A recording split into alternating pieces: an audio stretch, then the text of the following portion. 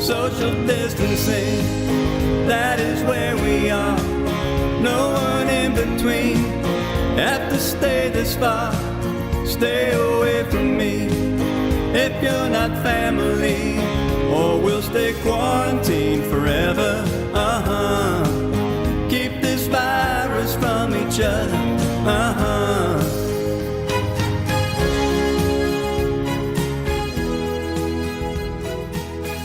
Everybody, I'm Larry the Fury for WCTV, the all-volunteer access group from the Township of Washington, and we are coming out of lockdown. This is our first show since March the 2nd.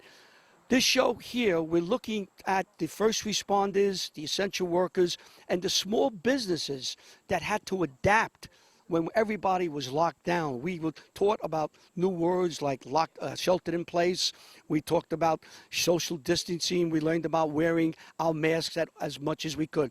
But the small businesses that had to work, had to try to make a living, they had to adapt. They had to change. We went out and we spoke to some of these individuals and asked them, how was things going prior to the lockdown? And how is it now coming out of lockdown? What challenges you face? How did you change? How did you adapt? And many of them gave us answers that really surprised me. We hope you enjoy it. We want to thank all these individuals who went into this pandemic. We were the epicenter of this pandemic. And every day they got up, and they went out, and they did their jobs, and they made life a little easier for us. Someone like me that was sheltered in place. I was able to get enough food and groceries. We had the police department, the fire department, truck drivers, you go down the list. We interviewed a number of people in and around Washington Township. We hope to do another show in a couple of weeks and add more of these individuals and more small businesses and see how they're reacting as we really start coming out of lockdown. So to all of them who gave their time, I want to thank them so very much. And for all the volunteers at WCTV, we hope you enjoy this show. Well, we're here with Matt Kavanaugh, the manager of the Fresh Grocery, you could see over his shoulder, and we're going to discuss the problems and challenges and how we overcame this pandemic starting in March. Matt, I remember that this name, Fresh Grocery, went up on February 21st, and the reason why I know it's my anniversary. Okay. And you were opening this up, there was going to be a big party, and then the pandemic hit. When the pandemic hit, we are standing in this parking lot here in Washington Township, and at 7 o'clock in the morning, I see you coming and I'm having coffee. There might be half a dozen cars here. But by March 10th, this parking lot was jammed and people were coming in. What challenges you had to face as a manager being hit like that all of a sudden to get the product here so people can get it and get back home? Well, first and foremost, I think it was more importantly keeping people safe, keeping the distancing, make sure the aisles, everybody's going up and down the aisles the same direction. And for the most part, everybody's been very, very good about that. Product-wise, it was very challenging. Obviously, we all woke up in the morning and we had no paper towels, no toilet paper, and couldn't get any prepared foods. So week by week, day by day, we got a little bit of this, a little bit of that. Everybody was calling, looking for this and that. And we were able to get different products from different vendors to try to, fill everybody's needs. And as we've seen, it's gotten a lot better, but there's still challenges in certain sections in the store. We put limitations on what people could buy, just to make sure everybody had a little bit of something. I think everybody panicked like everything else. They filled their freezers and, because we heard all the crazy stories about, the beef plants were shut down, the pork plants were shut down, but it never really came and hit us that way, so we were fortunate. I know I come in and you see me almost every day. I'm Right. out having coffee. Your employees, the people that work here, your associates, many of them work right through it. They came in every day. Yep. Talk a little about the staff that you have here and how hard they work, these people. Well, we like to think of ourselves as part of the community, and to serve the community, we need to be here. And everybody stepped up and really, has worked through it. David, the owner, has provided us with everything we need for PPE and safety. I mean, the store gets fumigated 4 or 5 times a week. We have everything we need, and if for some reason there's a shortfall, he's here delivering it himself, making sure that we're all safe. And that has been a big part of it. When you closed at night, I'm sure the store was closed, people couldn't go in and buy, but you had a lot of work being done inside. Correct. So, and this was being done not only here, but David, the owner, he has Fresh Grocers, you must have 4 or 5 stores in the area. Correct. So what did you do at night when the store closed? Well, obviously we beefed up our night crew to get the work done. I mean, it's a lot easier to get the work done at night when there's nobody here. That being said, but just the fumigation process, it's an 8-hour process. Like I said, 4 or 5 times a week. Every cart gets fumigated, every aisle, every counter, every register. You know, in between what our cashiers do, in between each order, it's a lot of work. Yeah, and what challenges you face now going forward? Well, we're still hitting supply issues. Obviously, we hear the news around town that, you know, we did the right thing and some of the other states might not have, and we might have to pay the price for that. Hopefully people will not panic like they did before because they saw that we didn't really run short. So hopefully that'll maintain. Some stores, not to mention, had a person outside with a clicker and can only allow 200, 250 people Sure. here. Did you ever get to that point where it was over 250? There was 3 or 4 days there where we needed to limit how many people could come in the store. We're fortunate. Our layout is 50,000 square feet, so we can accommodate a lot more than some of the smaller stores. Like I said, there was only a couple of weekends there. Father's Day was one, and just, you know, we had to stop. But everybody was, you know, understood, so. What happened to the toilet paper and paper products that we couldn't get? Was it just a mad rush, or they stopped producing? I mean, if everything could go white paper towels. I wish I could answer that. I can't figure it out, you know. I mean, I can see you don't have meat, you don't have pork, you don't have fish. Yep. Paper towels and Bounty, you couldn't. I've been doing this for 35 years. I don't have an answer for you.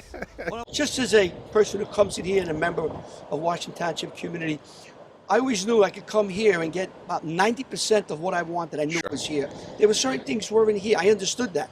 But the staples, the eggs, the milk, the bread, the pork, the steak was always here, and we were able to get through it. And then, like you said, when I realized that I could always come and get something, I don't have to run in or worry about it. Right. Hopefully down the road we won't have these challenges, but if we do, we know you're here and you're part of the community. And I also want to mention that here, Dress Grocer, you do an awful lot for the community. You donate a lot of time and food to various organizations. And speaking for them, I'm sure they're very happy and want to thank you for always being there. Appreciate it. Part of the community. Thank you so much. Well, as we continue our show, looking at and talking to different people who are frontliners, essential workers, you're getting pretty good when you get to the Washington Township Ambulance Corps. I'm very happy to here today to have Captain Bob Ravey of Washington Township Ambulance. Bob, we were talking just a few moments ago. Everything was moving basically normal for you in the ambulance corps here up until around the middle of March, let's say March 13th. Then we got hit with the COVID-19 and people were being taken to the hospital. We had deaths. How did things change from March 1st to March 15th for the Washington Township Ambulance?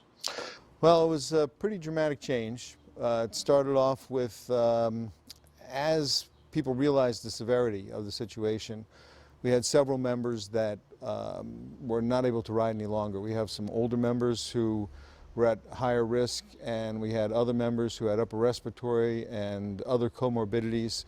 So we lost about half of our riding membership. Fortunately, some of the younger members were home from school and were able to ride for a while. We lost some of those as well as it got a little more serious, and some of the parents became more concerned. So your problem was basically with staff, not that they got sick, is that we were sheltered in place and they had to stay home and couldn't answer calls and work for the Washington Township Ambulance. That was your main concern in March, how are we going to man these trucks and make our calls? That's correct. And the other concern was for PPE. That obviously became a much bigger concern. Previously, to be honest, we didn't need a lot of N95 masks.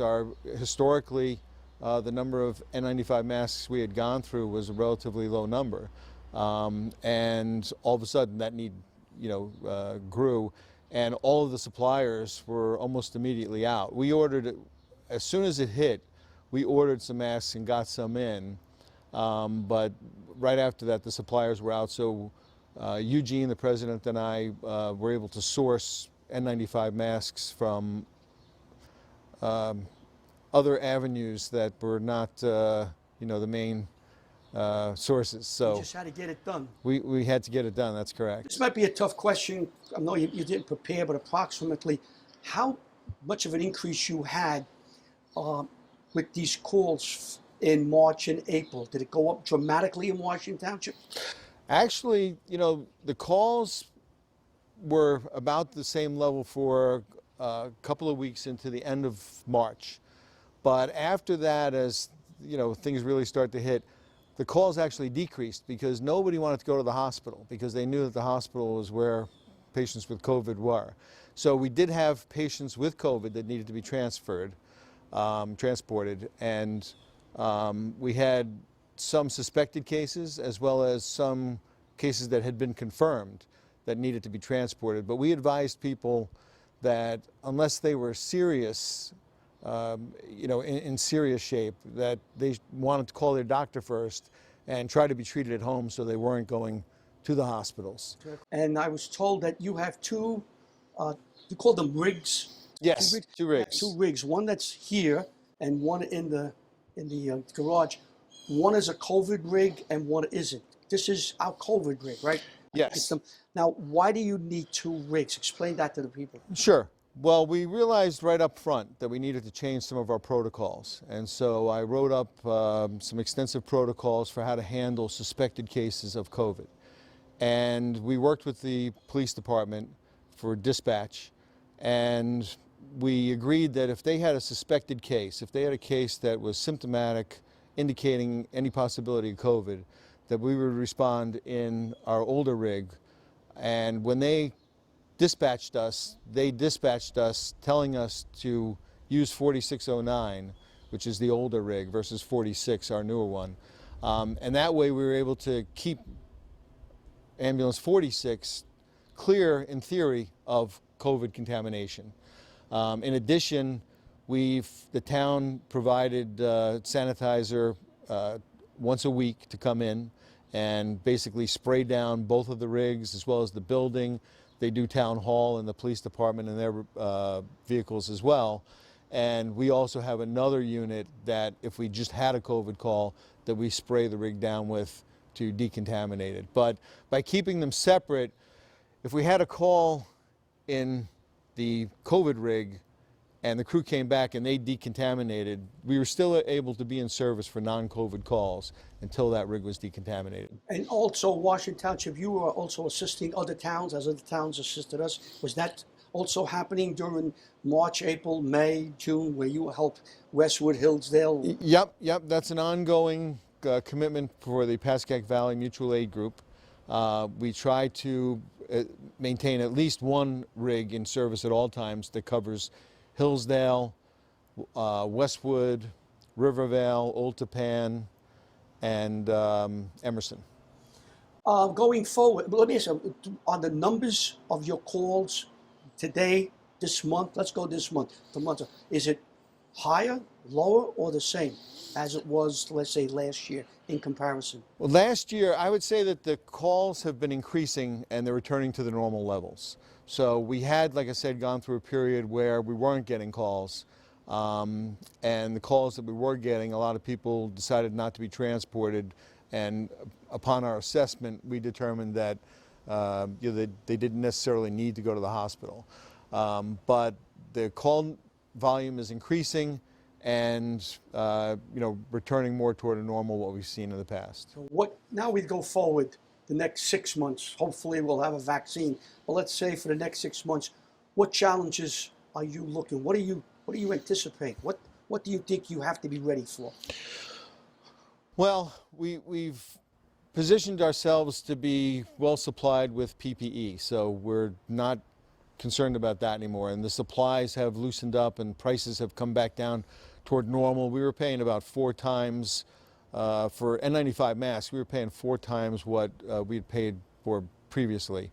And but we have gowns and we have the masks and face shields that we acquired in addition to the goggles that we've had. And I anticipate things returning more toward normal unless we see this second wave that everybody's concerned about. I don't personally don't think that that's going to happen, because I do think that between the treatments that they've had and people becoming more, smarter as far as wearing masks, which the masks, cannot be underrated. One of the interesting facts that I found was that at Valley Hospital, they tested people in the ER for the antibodies to see if anybody had been infected and had a quiet case where they were asymptomatic. And a lot of the people that I know that worked there were kind of hoping that they had the antibodies and had it without even knowing that they had it. Surprisingly, very few people that work in the ER with COVID patients actually got the disease, and that's because if you follow the protocols, you can prevent it. So what we're hearing now on TV, and you're on the front line. I mean, you can't get much front line than you. That's right. If we wear masks and we stay this 6 feet away, Mm-hmm. the CDC is saying we could defeat this disease. They're saying 5, 6, 7 weeks. You agree with that? I do. I think that masks are very important because, and especially for indoors. I think a lot of the studies, I've been reading a lot of information. I get a lot from the CDC and from other sources. And outside in ultraviolet light, the virus is killed very quickly. If, in any car where it gets really hot, that virus is very fragile because of the fat layer that's on it, and it degrades quickly. It doesn't multiply itself outside the body. It's not like a bacterium. So if people social distance and, use common sense, especially, like I said, indoors, which I think, it's the most important, I believe that, as a nation, we can really suppress the virus. Every time we have somebody from the ambulance corps on, they always say we need volunteers. Your staff could be augmented. Why don't you tell the people who are watching this if they'd like to join the Washington Township ambulance corps, how they go about it, the phone number? I don't know the phone number off the top of my head, but we did just start a Facebook page, and anybody can reach us through WTVAC Facebook page. And we're always looking for members. Anybody can be an EMT. If you can, you just have to pass the course, and, if you're reasonably intelligent, we will get you through the course.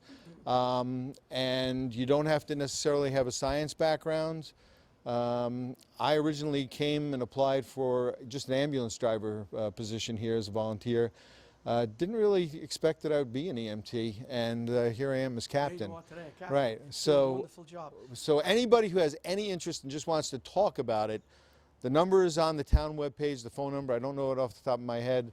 You can reach us through the Facebook page, and we're eager to talk to anybody that's interested in learning more about it. Just one more thing, and we'll let you go. Your staff now, are you confident? That you could answer all the calls that would come up during the week? Well, it's becoming increasingly challenging because now we have a lot of the younger people who are returning to college. Right. And as they return to college, the number of active riders goes down a bit. So it's been one of the most challenging things is keeping our schedule complete and filled in and keeping people riding. We have, a core of like half a dozen members who really, are riding a tremendous amount in order to make that happen. And like I said, anybody who has any interest, please come down and we'll be happy to speak with you. And you people are doing it in the middle of COVID. The phone rang, you just got in your truck and off you went to help people. You do a wonderful job. You are the first liners. We were sheltered at home behind doors, but you people were out there and you were helping others, and you put yourselves at great risk. So there's a debt that we can never pay. You and all the first responders can never repay that debt. There's 145,000 people who passed away. Yes. So it was very, very, that's a painful number. Yes, and it is. People knowing those numbers just went out and did what you had to do. I thank you. I always say, I never want to call you, but when I do call you, I'm happy that you show up. So thank you very much, Bob, Yes. for all you did. Thank you very much. I appreciate the opportunity. Thank you. Well, we're here at the library, and we're in front of the an event that Bob Stickle, who's we're going to be into, his son James did as a Eagle Scout. It's a dedication to the VFW with names of different VFW members deceased and still living here with the flags. So we thought it'd be a nice idea to interview Bob, who's a owner of a small business, and see how COVID-19 affected you. So Bob, let's back up now. We've been doing a lot of the people interviewing. Come March 1st, everything was great for your business. How many people you had working? We had 8 full-time people working for us, 3 part-time people. And then explain what you do. You hear what Lifesavers Inc. I know what you do, but let's tell the people basically what your job Well, entails. we provide CPR, first aid training. We do a lot of train-to-trainer, so we work with a lot of police departments, fire departments, local schools, helping them set up training programs. We sell the AED equipment, first aid supplies to police, fire, EMS, corporations. We have state contracts in New Jersey, New Hampshire, and Maine. So a lot of that goes to government agencies. So we get to March 15th, approximately mid-March, March 13th, March 15th, and the government shut down. How did that affect you initially, the first week or two? Well, you know, first we started to cut back people's hours, and then we saw how bad it appeared to be, which it was. So we basically furloughed 6 of our employees. 2 of us had to come in because we were considered an essential business because with the defibrillators, police departments needed pads, batteries, equipment. So we furloughed 6 people, and 2 of us basically have been coming in every day, trying to run the company, keep things going. How much help did you get from the government with that, I guess we call it PPE or CARES Act? Yeah, we applied for the PPP loan. It went through very smoothly, actually. We were surprised how quickly they funded it. So we got that, which helps paying the salaries, helps pay your rent, your utilities, till this is over. And now they've extended it. Originally it was for 8 weeks, but now they extended it to the end of the year. So by the end of the year, if we bring back our employees, 60% of the employees, they will forgive part of that loan. So how did you maneuver from March, April, May, even up to today, July? How did you maneuver to keep the business? What do you use to Well, it was afloat? interesting. We thought, you know, we knew training was not going to be, people weren't going to get together and do CPR training, so we knew that was going to be an issue. We thought the AED business was going to still be moving along like it normally does, but there was 4 or 5 weeks there that basically the phone didn't ring because it was getting too difficult. Nobody really knew what the cause of the virus was, what the danger was to first responders. So basically the first responders were told, you know, not to put themselves in harm's way. And, you know, something like the coronavirus where it affects your respiratory system, and AED really won't work. That's more for sudden cardiac arrest, which is a cardiac problem. So even if they hooked it up, it wasn't working. And it was interesting because we work with a lot of police departments and stuff. And the first time, people I've known for years, I could tell their fear in their voice. What do we do? What do we do? How's this going to affect us responding on medical emergencies and EMTs? You know, we hear all the time on television, radio, papers, that the heart of our economy is small business people like you that employ 8, 10, 12, up to 100, 200 people. And then you just shut down. It must have been scary for you when everything just shut down. Well, the hardest thing was, Larry, and when you're in a small business, your employees, even though they're not technically family, in a lot of cases, they become family because you're 8 people, you're running a company, you have a goal to service our clients, help the community. You know, we don't look at ourselves as doing CPR or selling AEDs. We look like we're out there to help save lives and give people the skills to save lives. So it was very difficult to have to balance their safety, being home with their families, and furloughing people because it's like family. And when we saw that they were going to get $600 a week, that would really help them to get by. It really became a safety issue so they could be home safely. A lot of our employees have small kids. They have no daycare right now to put their kids to, so we felt the safest thing was to let them be home with their families. What do you see coming up now in the next 3-4 months? Just before, let's go August and September. We're going to get into October. What do you see the next 60, 70 days? We're seeing a little uptick in business, but you know, a lot of our business depends on schools. It's a big question if they'll be opening, and you know, they got to open that safely. And I try to look at everything over a 2-week period, because if you look at the numbers 2 weeks ago compared to now, they're down quite a bit. And if you look 4 weeks ago, they're down quite a bit. So if we can keep making progress, you know, hopefully that'll start to pick up. We have no idea where training is. A lot of our large clients, we do a lot of Fortune 100 companies, tell us they're not sending people back to the office till January. So that'll have an effect on us also. That will, I know, speaking personally, my son, He wants me to go with him tomorrow to go down to New York to get to his office. They gave them hours in the company. His hours is between 9:30 and 11:30. They want him to go to pick up any of the stuff so he can bring it back home. They told him, you're not coming back to work. The earliest you're coming back to the office is January 5th. And that hurts. That's what we're hearing. And if schools don't open, it's going to be hard for people who need to go back to work. What do they do with small children? So there's a lot of things here, and the coronavirus is terrible, lost a lot of lives, but the economics of this could end up even being worse than that for people. Yeah, sometimes they say the cure is worse than disease, but you don't know which way to go. It's like, you jump in the fire, you're in the frying pan, you're burning, and now you jump into the fire. Or either one, you're going to get burnt and injured. There's really no right way to go. I guess you just make a choice, hold your breath, and hope it's for the best. Yeah, it's like now we started offering a few classes. We started with instructor recertifications, and we've offered classes, but we're limiting to 4 or 5 people. We're keeping it 6 feet. We're making them wear masks because we want to do it safely. And I have to feel it's safe even when to bring back the employees. It's not just economics. Even if we're busy, it's, can we bring them back safely to work in the office? And that's a big word today you hear all the time. It's safety. How do we do this safely? What's safety? How do we bring the kids back to school and you hear safely? How many people you have working for you now? You had 6 working for you? We had 8 working for us. There's 2 of us in the office every day. We've been trying now to bring different employees in 1 day a week because they can work 1 day a week and still get their benefits. Try to help them to get back because employees are really want to be back. It's hard sitting home. They miss it. So just if it's not even for mental, to come in 1 day to have something to do, to be around people. Yeah, I could just relate because I was talking to Ida. This is our WCTV. This is our first show since March 2nd. So we haven't done anything. So people out there want to know what we're doing if we can. We can't. This is the first show we did, and we're doing it in distance. Be nice to have I was thinking having a round table with everybody we interview, but you just can't do it. We have to do it individual, outside, 6 feet apart. This may be for the next 3, 4, 5 months until we get a vaccine. I think then people start feeling safe. I think they'll feel safe. Yeah, it's going to be a long time. I think it's going to take a good 2-3 years to get the economy back to where it was.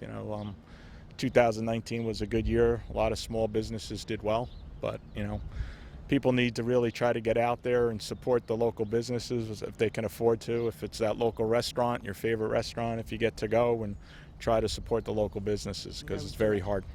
Wish they do that. If you had to describe the feeling of small business people like yourself, how would you describe it?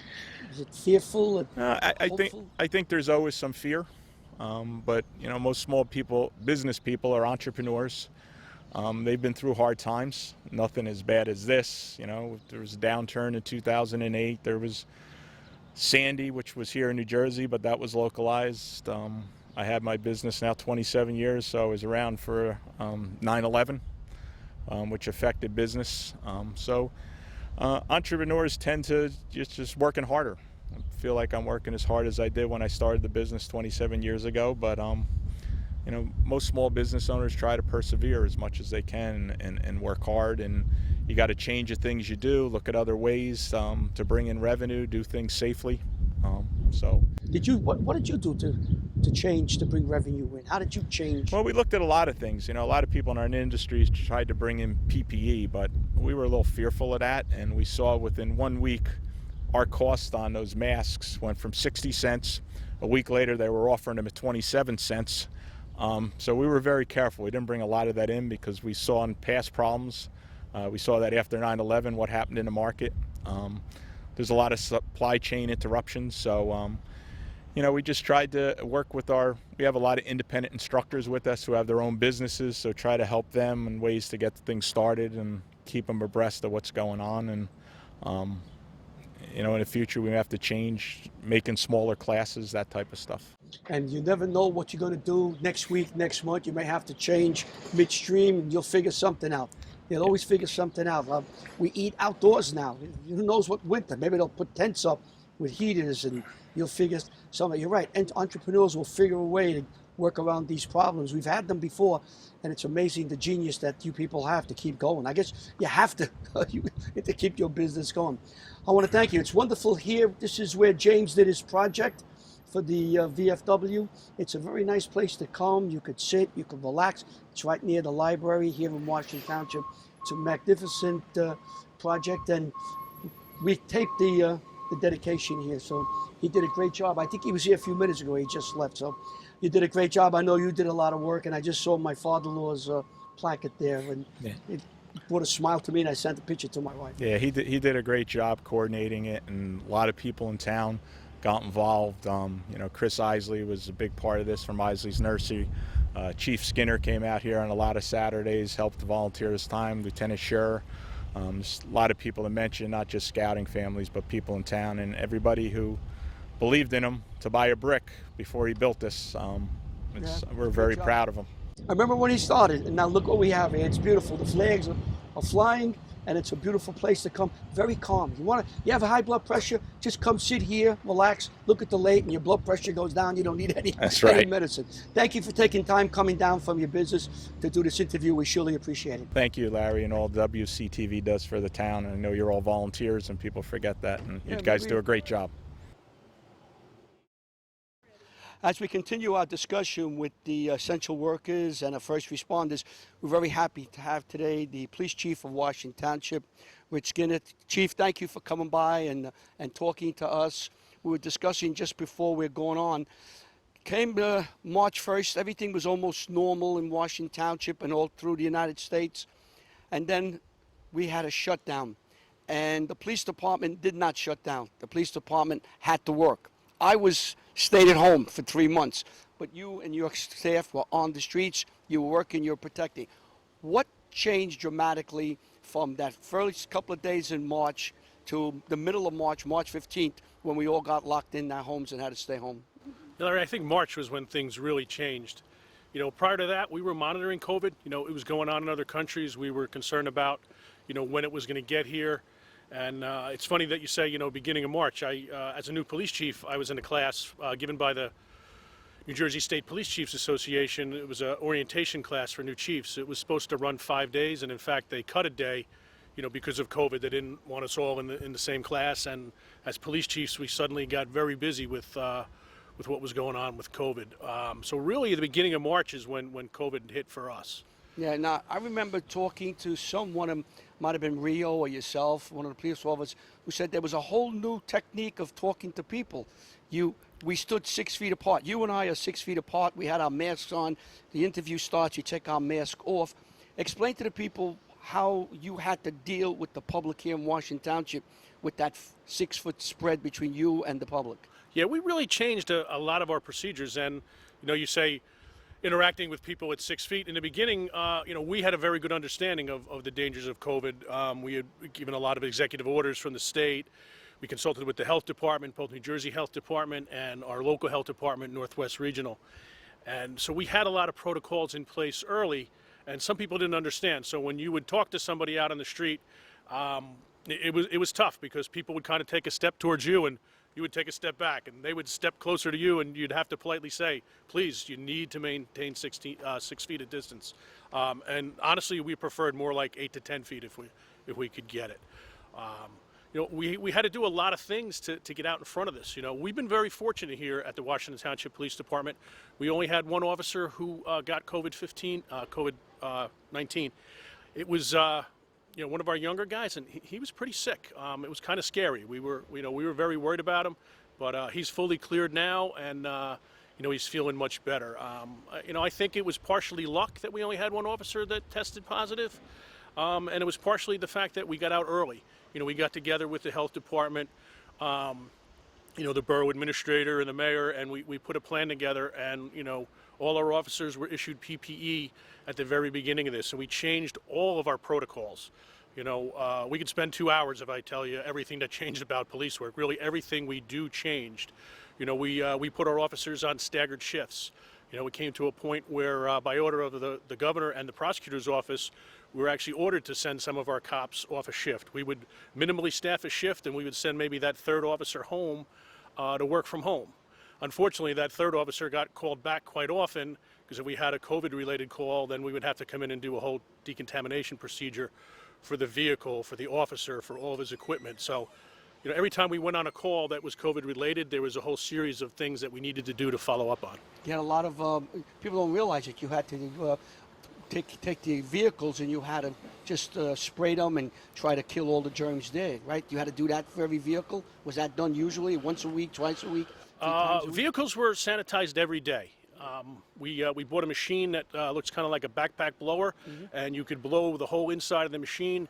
It was, like an eco-friendly kind of thing. It was non-toxic, but it would kill the virus. So the town hall and our headquarters was sanitized weekly. Our police cars were sanitized daily, and then they were sanitized again anytime they were on a call where we suspected there might have been some COVID. We changed all of our procedures. Inside headquarters, we have to social distance in police headquarters. Our officers are still required to wear masks when they're in headquarters. We only allow one officer to come in at a time to do reports and certain things. We've taken having outdoor meetings in the parking lot as long as it's not something overly sensitive.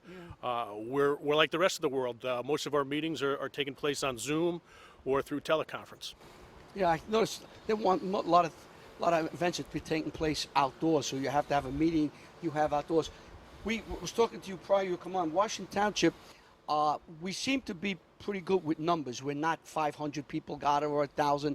I think we were somewhere near 100. You have any of those kind of numbers for us? Yeah, and the numbers are tough sometimes because the information, the reporting system from Department of Health sometimes was a little bit slow, and sometimes the numbers didn't match up. So there's always a little plus or minus factor. But we had over 100 cases of COVID in town. Fortunately, most of those are recovered now. They've been taken off our list. We're probably looking at about 6 to 7 active cases in town right now. That's not bad. When you look at the towns in New Jersey, you see 500, 1,000, 600, and you come down to Washington Township. And I remember constantly reading, we were stuck at 98, and I said, wish we could stay there. And to have 100 people get the virus here in Washington Township, 100 people are sick, but that's pretty good. It's not 1,000, it's not 1,500, it's not 600. So I guess maybe the social distancing. You notice before I let you go, you notice that people like myself now practice social distancing. They stay away. I know when I go to the fruit town or shop, fruit greengrocer or shopping, people literally will walk away from you. Have you noticed that in your work? Absolutely, yeah. And, Larry, you say that we were stuck at 98, and I remember that.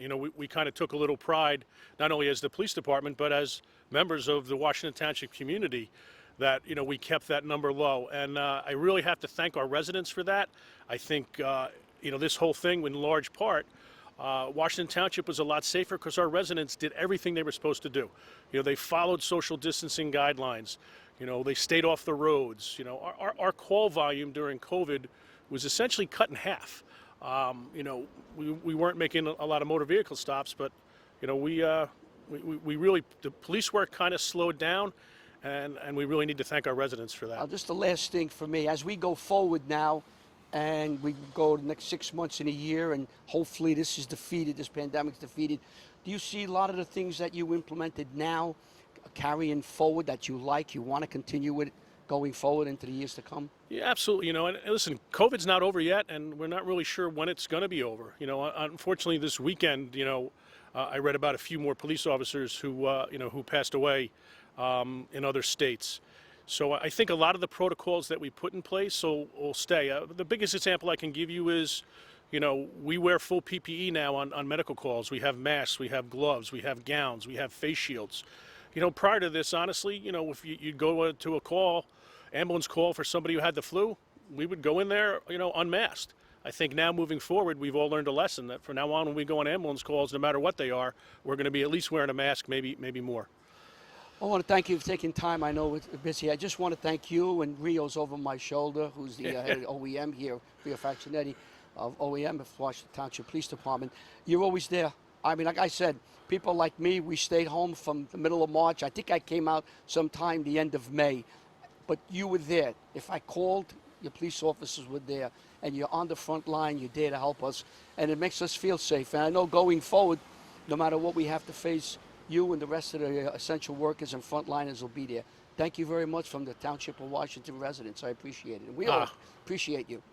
Thank you, Larry. Thanks for having me on today. If I could just take a minute, I did want to thank some people. A lot changed during this pandemic, and again, I wanted to thank our residents. I also wanted to thank our business owners in town. We had full cooperation with all the executive orders, and some of these things changed daily, and people stayed on top of it. I definitely have to thank Sergeant Fasciano, who is our OEM coordinator. He was really on the front line of this thing the whole time. He does a lot of the funding with FEMA for this. He was in charge of constantly buying PPE. PPE was scarce, and we managed to get it. And sometimes you had to kind of just be on your computer at the right time to place an order. I think I definitely have to thank all of our own police officers. These police officers put their life on their line, and make no mistake about it. During COVID-19, our police officers did put their lives on their line. We had about a 6-day window where we had 5 CPR calls, and unfortunately, we lost a lot of our residents on those CPR calls. People passed away, so of course our condolences go to them. But I want to thank our police officers because they had to go get tested, and some of them had to be quarantined. It was kind of scary. As of the middle of June was really the last time I checked, but there's 12 police officers in New Jersey that died from COVID-19. It's probably a little higher now in July. Across the country, there's 130 to 140 police officers who contacted COVID-19 as a direct result of their duty and passed away. And then, of course, I'd be completely remiss if I didn't thank our Washington Township Volunteer Ambulance Corps. They're the true heroes in my book of this pandemic. The doctors and the nurses are heroes, but our ambulance corps, they didn't refuse to go on a single call. Some other towns, the ambulance corps kind of put things on hold for a while and went to paid services. But our volunteers were there every day. There's a group of gentlemen over there that I don't want to name anybody by name, but they know who they are. They're the heroes. So there's a group of gentlemen that are in that little bit older age category where they were high risk, and they took the majority of the ambulance calls. So I just really, from the bottom of my heart, from the whole police department and from the whole Township of Washington, I want to thank the Washington Township Volunteer Ambulance Corps. They're the heroes. Thank you very much. Yes, Washington Township shined. As we're doing this show, we see how much Washington Township has shined, and we got to be very proud of all the people in Washington Township and all the essential workers and frontliners. We're proud of all of you. This is Chief Rich Skinner of the Washington Township Police Department. Thank you. Thanks, Larry. Thank you very much. Well, continuing, we're here with Gene Martin, the Executive Director of Meals on Wheels, Northern New Jersey. I got that all correct? Pretty close. Pretty good? All right. Meals on Wheels. Some people might think the title explains the organization. Explain a little bit more what Meals on Wheels do. Okay, so we deliver meals, nutritious meals to seniors and to people with disabilities in northern Bergen County 5 days a week, Monday through Friday. And we also have a social worker on staff that will, if there are more problems than just getting food, we help to hook up our clients to other services. When you say you deliver meals, is that like just one meal? Is it a dinner, a breakfast, a lunch? How does that work? It's 2 meals. We offer 2 meals a day, a hot meal, a sandwich, milk, juice, fruit, and dessert. Some people opt for only 1 meal, but some people choose 2. We're a hybrid organization. We're a nonprofit. So there's all kinds of Meals on Wheels programs in the United States. There's actually 5,000 Meals on Wheels programs. And if you've seen one, you've seen one. So our program gets very little government funding. And so we utilize that funding to sponsor and support those seniors in need. So we have about, maybe about 170 clients right now throughout our area, our catchment area. And of those, maybe 45 of them are on a subsidized program. When you say you have 170 or so clients, is that Bergen County, Passaic County? How does that work? It's northern Bergen County. Northern, so that would take into Passaic County also? No, it's northern Bergen. So we cover from Alpine to Mahwah, as far south as Franklin Lakes and Oakland in the west, and Tenafly in the east. Up until, I always have the cutoff date in my mind for COVID-19, March 15th. Up until March 15th, what would a normal day or week would look like for Meals on Wheels? the volunteers would come in, explain what they would do Okay, so our prior volunteers. to the 15th of March. We had we have a pickup point we have actually several pickup points for our program, but one of the largest is here in Westwood.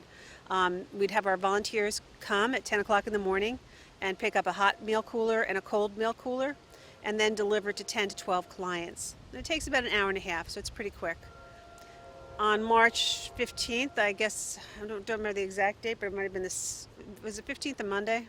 I believe so. Yeah. Okay, so the prior week to that, on a Wednesday, I had started hearing that this was happening, it's coming, and we made the decision on Wednesday morning that we would serve 3 regular meals, hot meals, 3 days, and 2 days we'd send frozen meals on the other 2 days. And by Wednesday afternoon, I said, now we'll go to 3 days of frozen meals that we'll deliver and 2 days of hot meals. And by Thursday morning, I said, now we're doing once a week, we're doing frozen meals 5 days a week, and I bought a freezer. So Basically, you never stopped delivering meals right through the pandemic. No, we kept going. Yeah. And how about staff? Was it difficult keeping the staff? Anyone get sick or thought they were sick? No, thank goodness nobody got sick. Our meal program is out of 2 nursing homes, the Christian Healthcare Center and Care One at Harmony Village in Paramus. And nursing care facilities were hit hard. And I was nervous for my staff that would go into the kitchens. So we pulled out of there. That was the reason we pulled out of the nursing homes. It was just, I didn't want to take a chance because we didn't know. We still don't know a lot about this pandemic. So I wanted to keep everybody safe. So we pulled out of there and went to the frozen. Nobody was sick. We did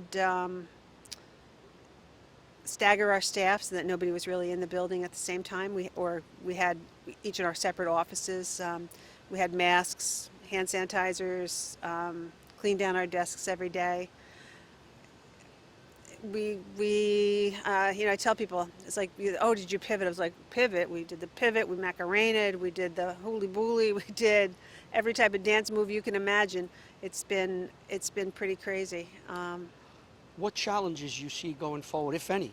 You might have met all your challenges, or I know what can go on tomorrow can really throw everything out of whack.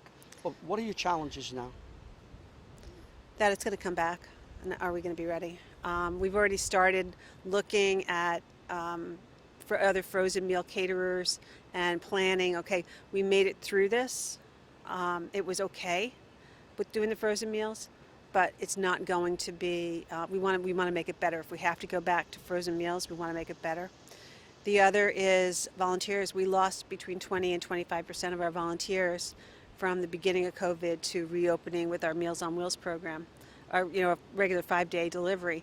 And I certainly understand. A lot of my volunteers are seniors themselves that have underlying health conditions, so I understand.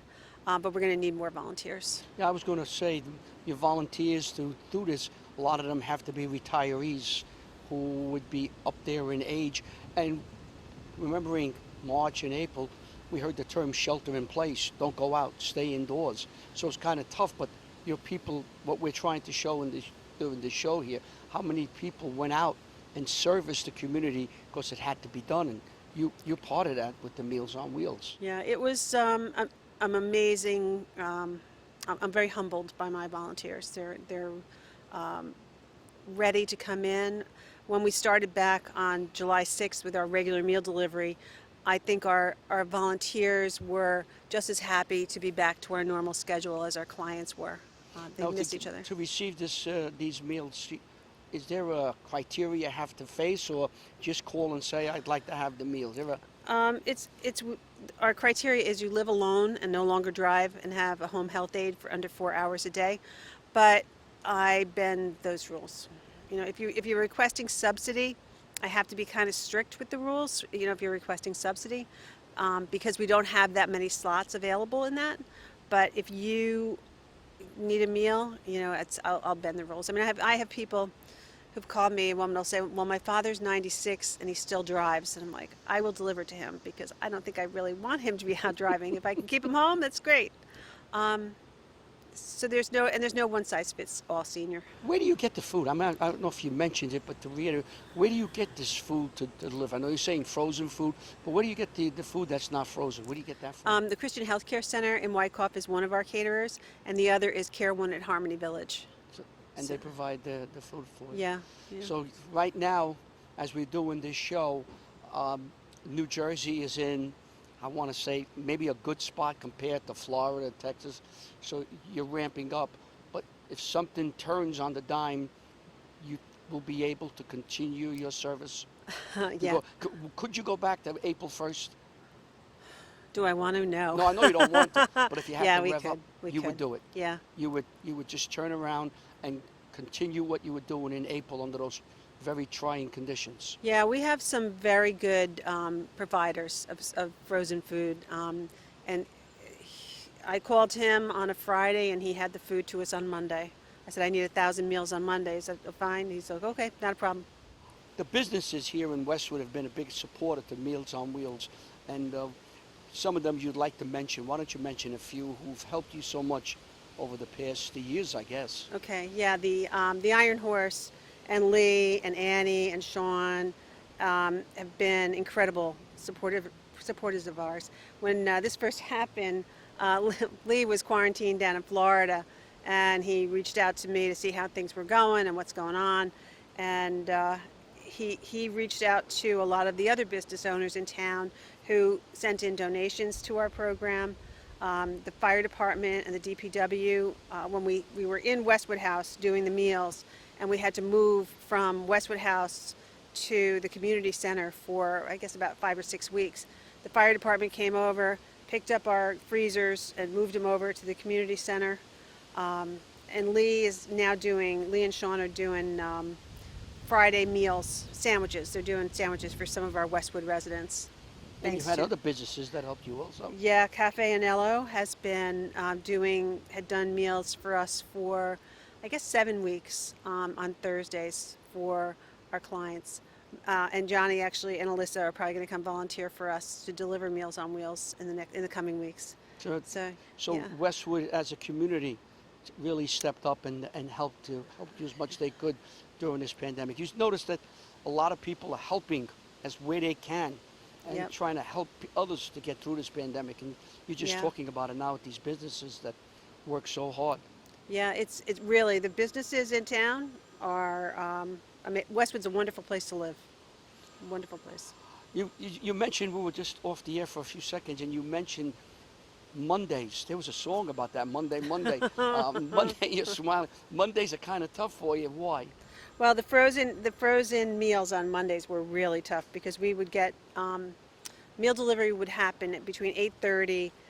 The truck was supposed to pull up at 8:30. We had about 8 volunteers waiting to pack our meals. We packed up 1,000 meals on Mondays in packages of 5 to go out to all of our routes. And if the van came late, that meant everything was off. And it was pretty wild. I'm going to send pictures to you of how that routine works. But it was 2.5 hours of nonstop, packing meals, getting them out the door, packing meals, getting them out the door. And then by the time it was over, you just collapsed. So It's a labor of love, huh? it is a labor of love. You gotta love it to do it. I'm telling you, I tell people all the time, I have the best job in the world. Yeah, you mentioned. I remember you being on WCTV at the studio in another world when we could be there. I Yeah. remember you mentioned something like that. Yeah. This is the best job you Yeah. ever had. Yeah, I don't make a fortune. I do okay, but I work with incredible people serving really fabulous seniors and people with disabilities. It's a great job. When Friday comes and you go home 4:30, how do you feel at the end of the week? Good. Other than tired, how do you feel? Good, actually great. And that's time to do the laundry, so it's. I shouldn't say that. My husband's going to hear this. He's doing the laundry on Fridays now, so. Yeah, no, it's very fulfilling and ready for the next challenges. We're always looking to make it better, and that's what I'm looking forward to. Once this settles down, once we get through this, I want to make my job in the work we do, make it better for the seniors we serve. This could be a tough question. At the end of the week, the end of the month, do you ever sit down and say, wow, we've done a lot. We're really doing a lot here? Yeah, I had to write an article for one of the publications we do, and because it's been so chaotic and fast moving, I hadn't had an opportunity to sit down and look at my calendar and everything we'd done until that time. I was like, wow, we really did a lot of good. We connected a lot of people. We kept a lot of people alive. Seriously, we kept a lot of people alive. It's a saying that you couldn't see the trees because the forest was in your way. Yeah, Allie, our social worker, has said before, when we've gone through this and when I was having a bad day, she'd say, look, Jean, you're flying the plane while you're building it. And I think that's a very true statement, because we really didn't know what we were doing, but we were just doing it as fast as we could. You do fantastic work, and congratulations on what you're doing. I know there's an awful lot of people in this area that thank you for what you do for their loved ones, and that's a debt they can never repay you. So how can people get in touch with you? Look right into the camera and tell us everything we need to know if you want to get in touch with you. Okay, if you'd like to volunteer or if you'd like to receive Meals on Wheels, my number here is 201-358-0050. And my email address is Jeanne, Jeanne, at mealsonwheelsnorthjersey.org. Okay. You do a wonderful job. It's amazing that the number of people we've been interviewing that literally went out into the eye of this pandemic and helped and serviced their fellow man, and they did it for no reimbursement. They just did it to help their next door neighbor. Yeah. And what you do is just absolutely fantastic. These people who just can't get out, you were there to help them. There are so many people who are using the phone to call to get food delivered. They were able to do that. People who didn't have that opportunity, they used you, and you were there. You never said no, and you're ready to continue and go back into the lion's den again if you have to. I know you're cringing as I say that. We don't want to. Nobody wants to go back there. But I have amazing volunteers. Amazing. One of my volunteers said to me, he goes, Jean, we are keeping people alive. We are keeping people alive, and you're doing a great job. And even when we felt like we weren't doing a great job, it's like we're doing the best we could. So that, when you say that, it really strikes home. We're keeping people alive. You say that over and over again. There are people who are alive today because of you and your volunteers. That is a humbling statement, and thank God that you're here. One of these days I might have to call and say, come and bring me one of your dinners. I know, you're running right off. Bring 2 dinners because I like to eat. Thank you so very much for taking time. All right. But more important, thank you for all the work you do and what you do. It's very, very important, and I'm sure there's a lot of people in the North Jersey that really appreciate that, and they keep you in their prayers. Okay, thank you, Larry. Thank you. All right. Meals are prepared at 4 professional kitchens throughout Bergen County. Meals are delivered at the same time each day and designed to meet the person's medical, dietary, and religious needs. Each meal is customized to their, first of all, to their diets, whether they're low salt, salt-free, fat-free, diabetic. We have ground, we have puree diets. The kitchens are staffed by a professional chef. We take temperatures, make sure they're at the right temperature for starches, vegetables, and protein. I always taste everything that goes out. Make sure the taste is good, if it's salty or if it's not too salty. Drivers are assigned a regular route and a specific kitchen pickup location near that route. I'm Chris Montana. I'm a driver and a board member for Meals on Wheels North Jersey. I thought I was doing this to help others, but really what I found is it helped me be a better person, learn more about other people, their lives, and just as much as I think I help them, they do help me. We now have Alison Stevenson from Meals on Wheels. You are the staff social worker. Yes. That must take in a lot of work and a lot of jobs that you have to do. What are your responsibilities for Meals on Wheels? So my responsibilities are providing our clients with any mental health services and counseling that they may need, especially during this pandemic and the social isolation that has resulted because of the social distancing that we have to practice right now. I'm available to consult in order to refer our clients to any other additional services they may need in the community that helps them make it easier for them to live independently at home. and just provide a friendly face to speak to help cope with the isolation we're all dealing with right now. I've seen, maybe because of the pandemic, a number of people that I know who are basically alone. And I've noticed that what they do is they get on the phone and they call different people and they want to talk. They want to talk. Is that something what you're talking about here? Absolutely, absolutely. That falls under that just friendly visitor type person. You know, under normal circumstances, were we not dealing with a pandemic, I would be able to call our clients and set up a time where I could come and visit them in their home. But obviously we can't do that right now. But I don't see any reason why that should keep us apart. I'm definitely available by phone. And if our clients, if any of them have laptop or computer technology with a camera, they can call me and we can set up a time to do a chat over Zoom so we can kind of talk face to face. So they can call you. Is there any way you get in touch with them and try to see if they're having problems and try to catch it before it gets worse? We do reach out, and we have a friendly visitor type program in place where we have some of our volunteers who say didn't feel comfortable driving and making deliveries during the quarantine would make regular scheduled phone calls to our clients just to check in with them and see, right, just as you mentioned, if there's anything that we might try to help them anticipate and kind of remedy in advance. But what about the volunteers who deliver food? Can they sometimes catch something that they see something, the person might be a little down and can refer them to you? Does that happen? Absolutely. We always encourage them to do that. Yes. They're kind of our first line of defense, especially in these circumstances. They should absolutely give me a call at the office or they can email me and let me know if there's anything troubling any of our clients that I should be aware of so that I can reach out and help them.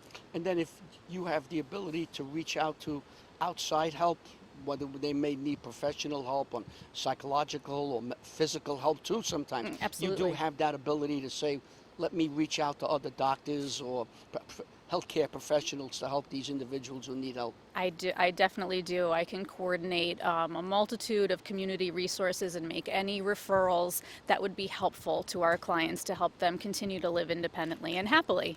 And this is also a physical problem and a emotional and psychological problems. You handle both sides of that. Any referrals that they may need, I can definitely assist with that. Help them. You're the jack of all trades when it comes to helping. I just know of 2 or 3 people, and I realize what's going on. They call, they speak to my wife, and they'll talk for 25, 30, 35 minutes about almost anything. Yeah. And it's just that they want to hear a voice. Absolutely. They want to hear somebody. So what you're doing is so important for these people because, you know, I was sitting at home like a lot of people, and it got, after a while, I'm looking around and saying, I got to talk to somebody other than my wife. Absolutely. It can get to you. It absolutely gets to you. It gets to all of us. Yeah. So, you know, having a friendly conversation is something that we could all benefit from right now. So I'm here Monday through Friday. Okay, that's outstanding. Do me a favor, look into the camera, Ida's there. Tell your name and your phone number and how your clients can get in touch with you if they need you. Sure. My name is Alison Stevenson. I'm the social worker on staff at Meals on Wheels, North Jersey. You can reach me at the office at 201-358-0050, or you can email me at socialwork@mealsonwheelsnorthjersey.org. And that's also for the relatives who are hearing the show, relatives of your clients who hear this. They can call you and say, listen, my mom or dad is having a problem. Not only the clients, but a son or a daughter can do that too, correct? Absolutely. Adult caregivers who have family who receive Meals on Wheels services can absolutely get in touch with me and let me know if there's anything I can help with. Thank you very much. It's a beautiful day. We're sitting out here. It's wonderful, wonderful back at the building here. Thank you. Thank you for all the work you do with the Meals on Wheels and taking care of our elderly. I'm sure they surely appreciate it. Oh, it's my pleasure to do it. And thank you for being in the middle of the eye of this pandemic since March. Thank you very much. Thank you. Well, we're here as we continue our discussion with various people involved with essential workers and frontliners, and you can't do better than frontliners than the fire department. And we're here in Washington Township Fire Department with Chief Kevin Zitko. Chief, first of all, thank you for taking time to come down and talk to WCTV about the pandemic, and we're going to get into a little bit about the storm we had on Thursday. But the pandemic, how did the pandemic affect the firehouse and your operation once you got into March, the middle of March, March 15th and onward? Right about March 15th, we had a house fire actually up on Sunset. That was pretty much our last normal call. Within a day or two of that was when all the shutdowns were kind of announced. And we sat down as a group of officers on the fire department, decided what actions we were going to take to protect our members as well as the families and houses of the people who we were responding to. So we shut down the firehouse for all but essential functions in terms of responding to calls. Officers maintained the trucks instead of the usual fire department as a whole. On Monday nights, it was just the officers. We cut down the number of people that were responding on the initial apparatus that went out to bare minimum until we could determine what the need was at that particular call. Sometimes we did not even roll an actual fire truck if it was something that the first arriving officer could handle. We had the crews here ready to go if needed, but was set up to limit exposure to our members and exposure to anybody in the residences. How about you're dealing with the public when you have to go to a call? How do you deal with saying, I had a fire or I had a problem in the house? I know you get a lot of calls with CO, carbon monoxide poison. How do you deal with the public when you show up in your engines and you got a family of 5 or 6 people? How do you deal with them? Luckily, from the initial onset, the fire department was at an advantage in that respect because we always have had the Scott masks and the air packs. So if there was any suspected case in a house we were responding to, our members would utilize their air packs. We also did issue N95 and respirator masks to everybody on the department as well, so that we could protect ourselves and, again, protect the residents or homeowners. And we utilized them as needed depending on the proximity that we were dealing with. From, let's say, April 1st until today, we're doing a show here in early August. Did you have to respond to a involved, I called it an involved fire, where it took some time and you might have needed help? We had a couple car fires. I think Good Friday was one of them on the Garden State Parkway. We actually called Woodcliff Lake as mutual aid because, as many of you may know, there are no fire hydrants on the parkway, and there was an area of brush involved as well. So we called Woodcliff Lake as a mutual aid for an engine. We had them out on Carriage Court at a hydrant that we could have stretched a line across that little brook there should we have needed more water. Other than that, most of what we had were, your routine fire alarm, smoke alarm, carbon monoxide alarm. We didn't really have anything else of major importance at that point. So going forward now into late summer, early fall, the process you have in place, which was different from what you had prior to March 15th, you feel comfortable that the process you have is a good one? Without a doubt. Again, we always have the air masks to fall back on that we bring with us on every single call. So again, like I said before, in that respect, the fire department is a little bit at an advantage. We didn't have to forecast what we were going to need. We were able to react to what we need and utilize that as a backup for any time we needed it. Well, I couldn't let you go without asking. I know this is about the pandemic and how different organizations and businesses had to adapt and change, but I couldn't let you go without talking about the horrific storm we had.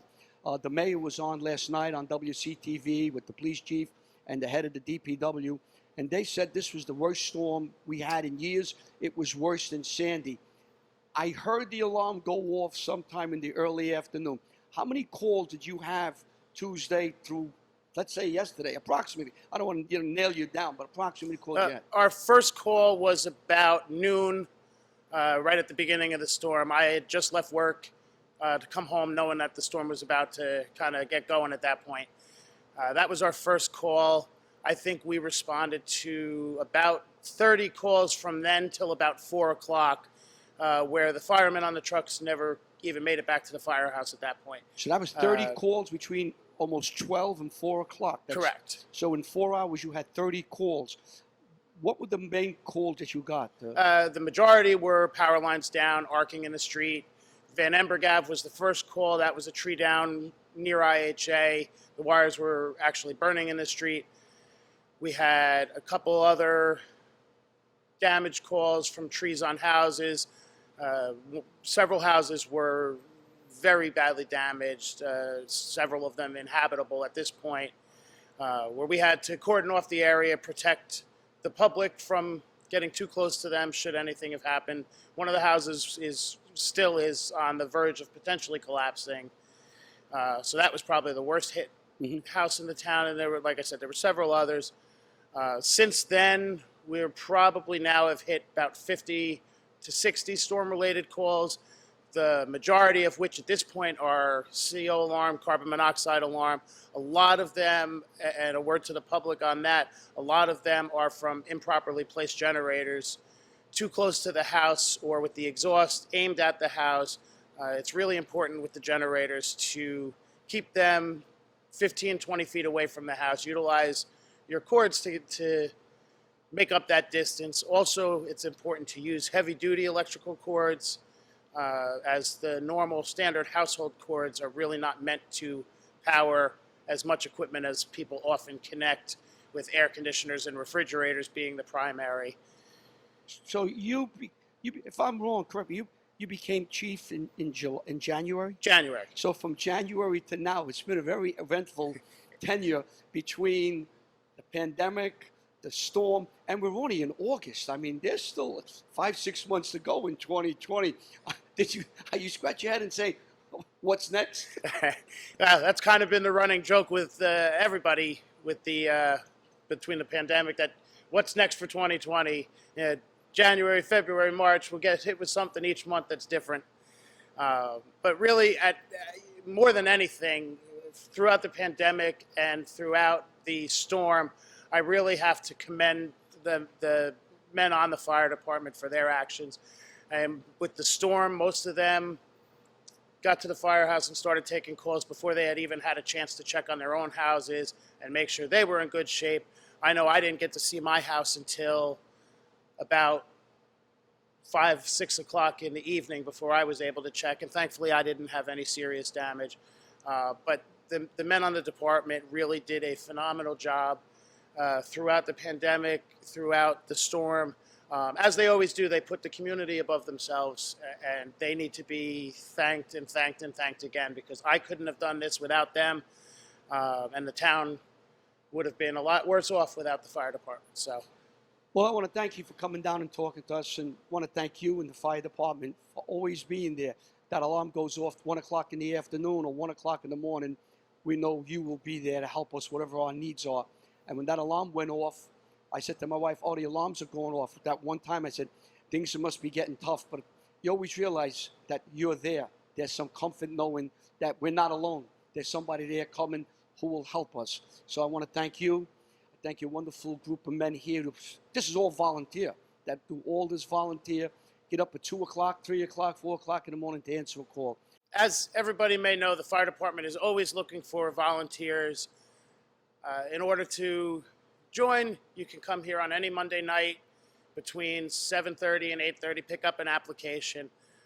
Anybody from the age of 16 and up can join. We do have a very active junior program as well for cadets. We have a program for high school age children or young men, and we also have programs that we can run for older, 21, 30, 35. Everybody that's physically able to is welcome to, and we are always in need of members. There are firefighter classes that can be scheduled around many different work schedules. So, if it's something that interests you, please come down, fill out an application, and we'd be happy to have you. So thank you for your service. Thank you for being out there. You are an essential worker on the front line. Thank you very much. Chief Kevin Zitko of Washington Township Fire Department. Thank you for having me. It's been our pleasure to serve the town.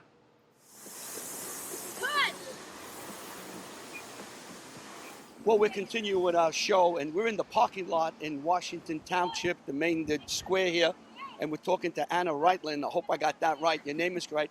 And you are with the Row House here in Washington Township. Talk a little bit about what Row House does and how you go about doing your job. Yeah, so I'm the general manager here in the township. Right now, what we do is we offer 45 and 30-minute classes. Row House offers a rowing-based workout. So you spend some time on the rower, some time off the rower doing floor work. It's a really efficient way to work out. So it works over 85% of your muscles while you're on it, and it's both low impact, while it gives you cardio and strength. So it's a super efficient workout that builds a lot of endurance for you. So when the individuals come and they work out, do they work out once a week, twice a week? How would you like them to work out to build up their stamina, their strength? So we typically recommend, if you're making this your staple workout, to do it 2 to 3 times a week. That's where you're going to see the best results. So if you're looking to hit goals and meet weight loss journey stuff, coming at least 2 to 3 times a week definitely is going to get you there. We also have people who use this as a supplement to what they do in their everyday life.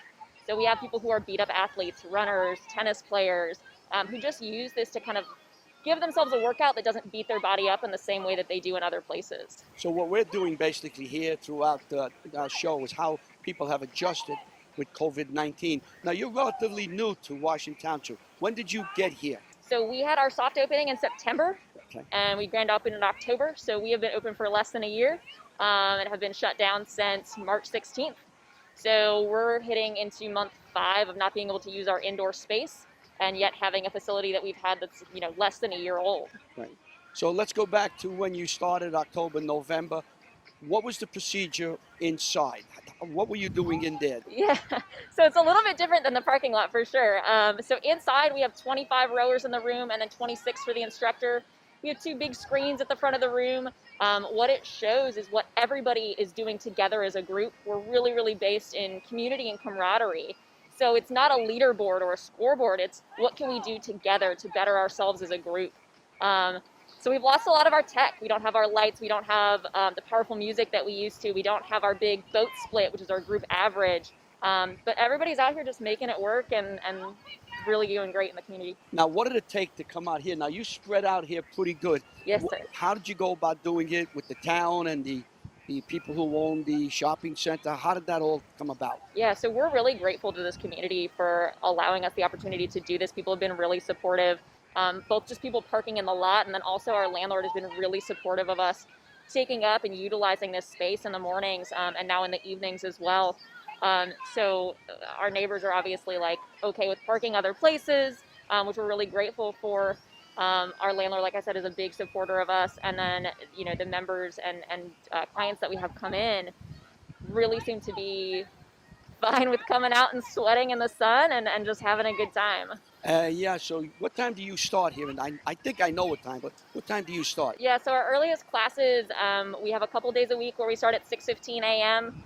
We're here dark and early, and then our latest class that we offer is at 9 a.m. on the weekends. We try and get everybody out of the heat and the humidity before it gets too hot on the blacktop.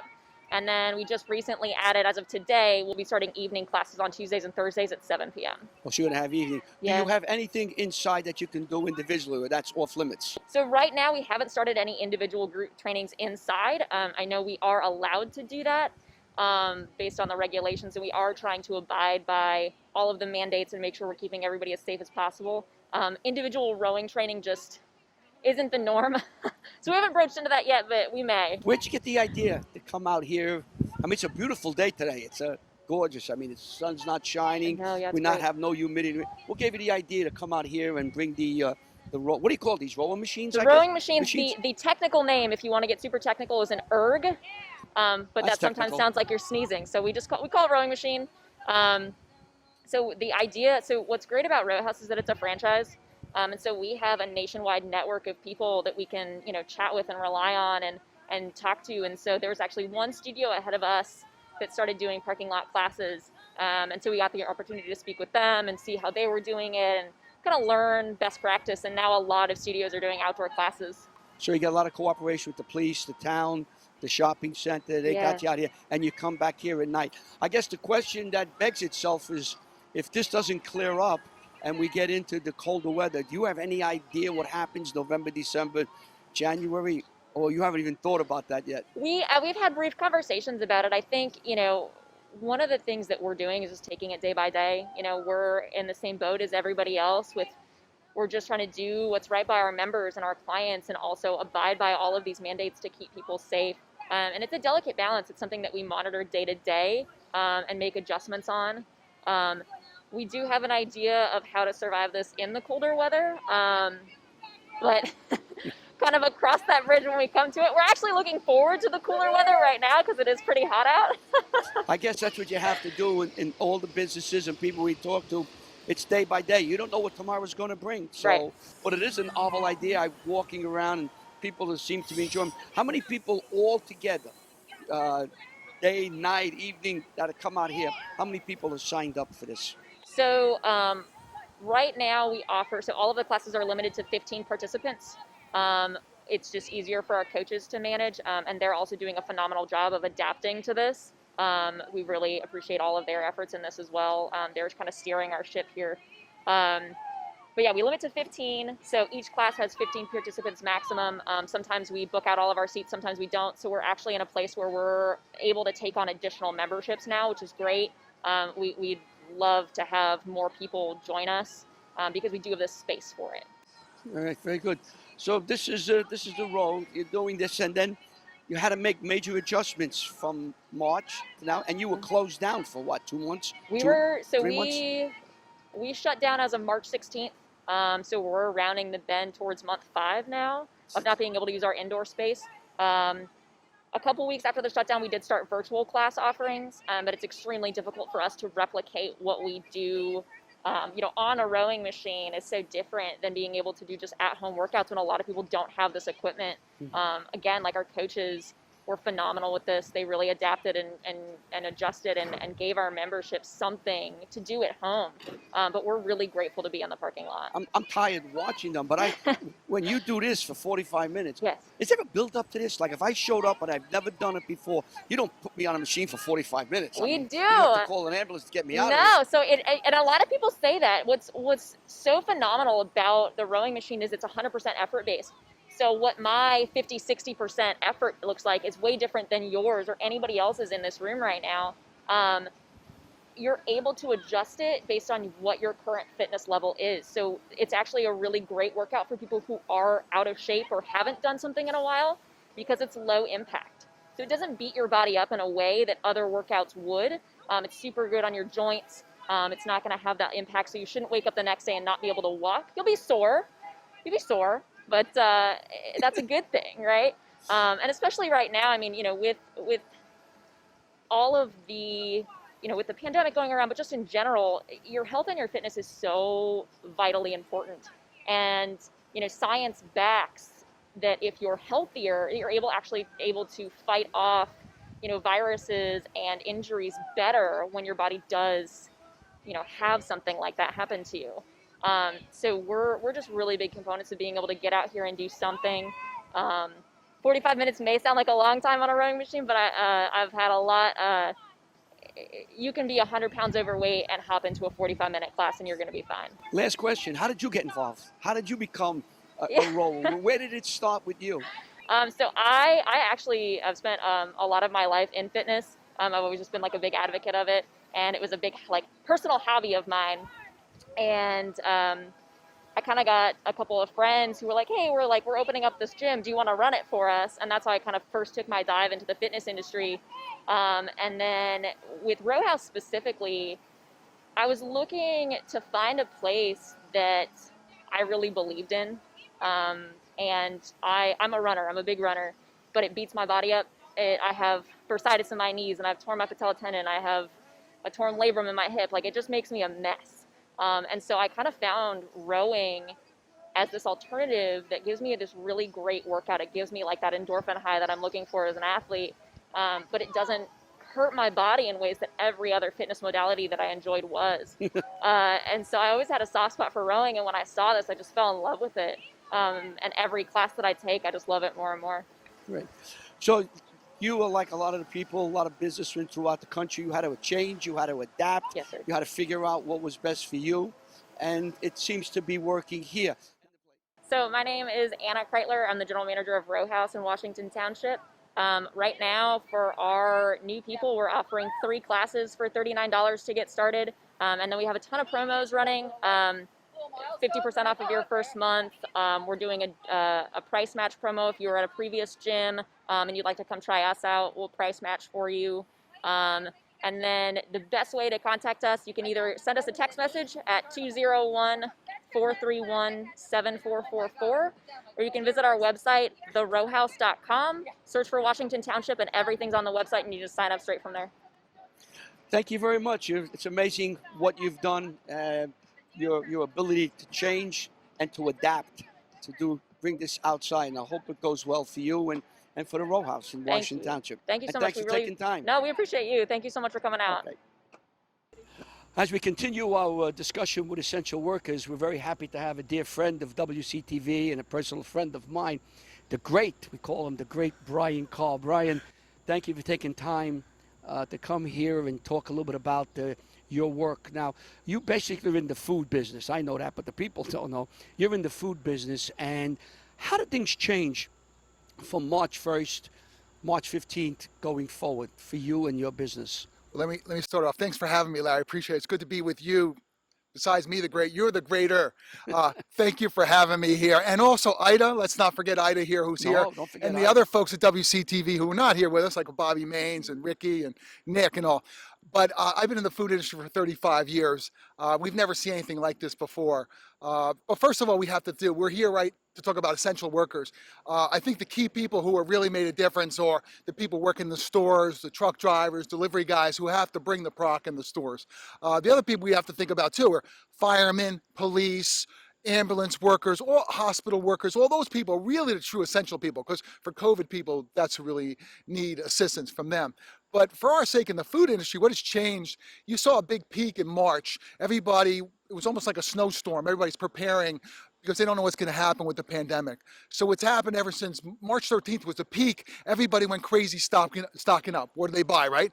Toilet paper, flour, hand sanitizer. So March 13th was the big week that everything happened. Things have kind of evolved now. We're 4 months into it now. So it's been an interesting progress, and we could talk more about that as we go along here. Yeah, let's talk a little about that progress. How did you have to adapt? You're going along, and I know you're just starting. We'll talk a little bit. You're starting a new product, a new business, if you will.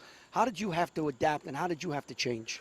Well, the biggest thing now is you're not going to stores. Normally, most of my life in the business that I'm in is I go to stores. So we sell to headquarters, sell products into the headquarters, and then we usually go and visit stores to check and make sure the product's on the shelf. So what really happened is we stopped going to stores. Really, the only time we went to stores was to go shopping when you needed things for home. In the last few months, it's opened up a little bit. I've spent more time in the stores, but that's where our business is ultimately. But really what's changed is the consumer has changed in their shopping habits. People now, you're seeing more people going online to shop. Places like Amazon or supermarkets are now doing deliveries because people don't want to go in the stores as much.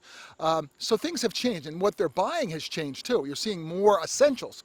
Now also people not going to restaurants to eat. So what they're doing, they're now eating, I think, more at home. They're preparing more of their own food. So things like one of the items we sell some frozen pie shells at Run-A-Ton. We sell pie shells and pizza dough.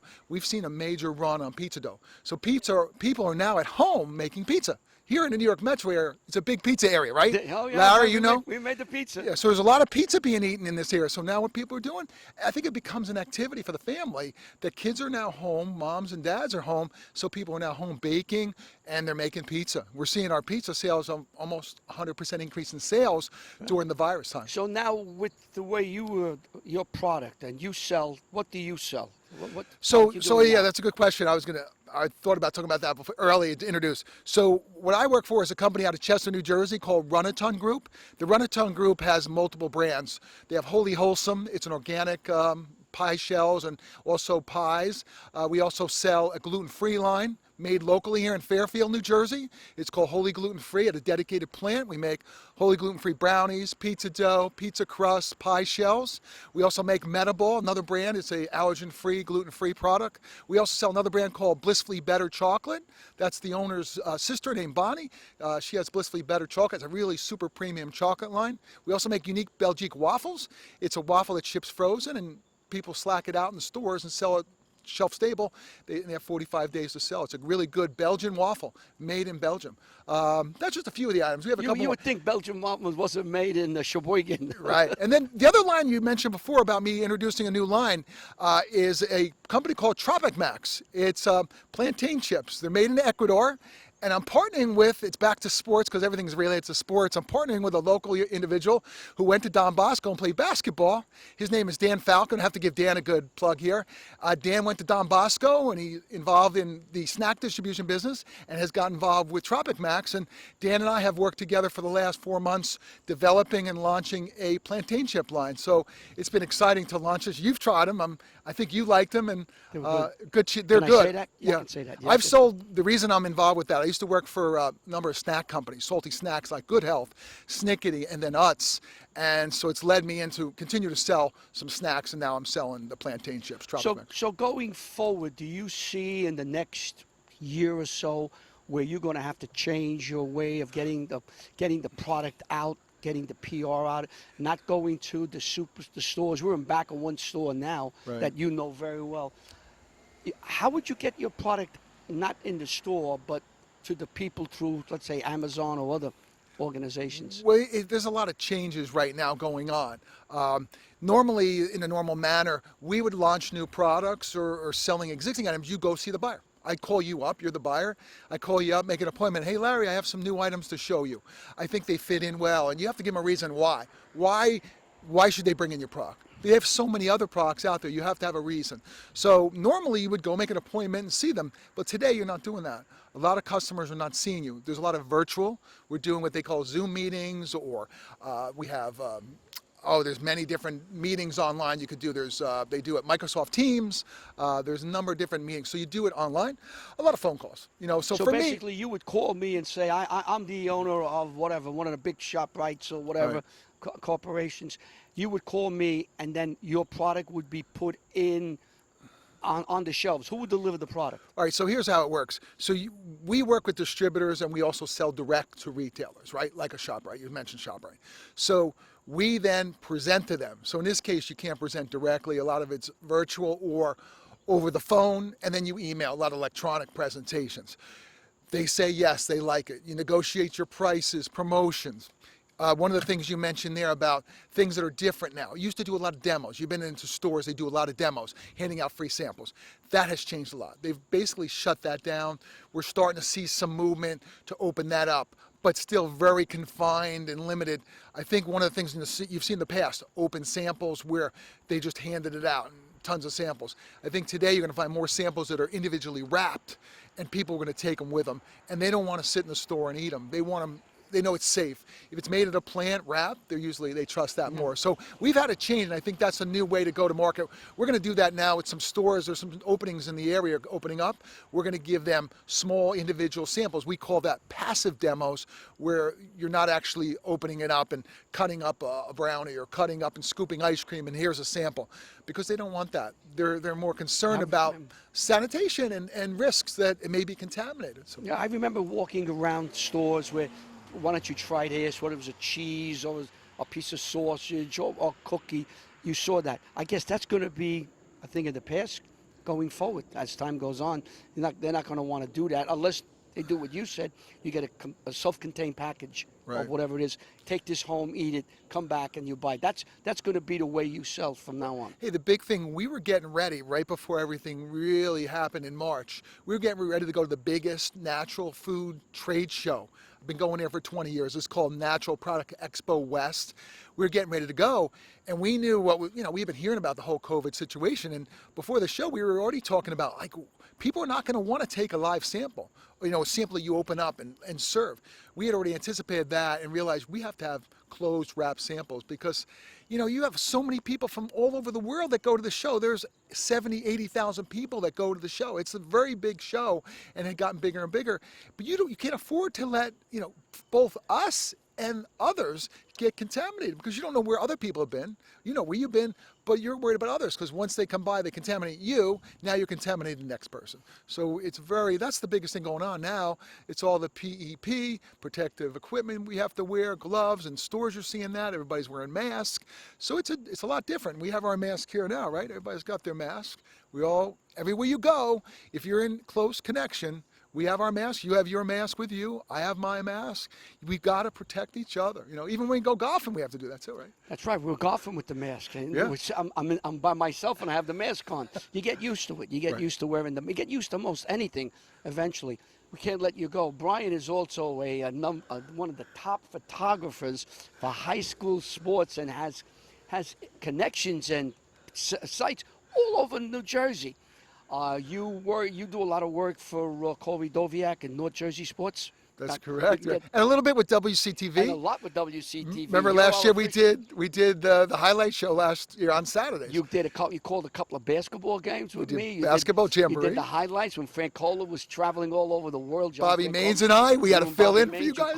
Yes. I want to thank you personally for covering the semifinal and final of last year's jamboree, which seems so long ago. Let's talk just a little bit about high school sports. I can't let you go. We talk about it all the time when we talk together privately.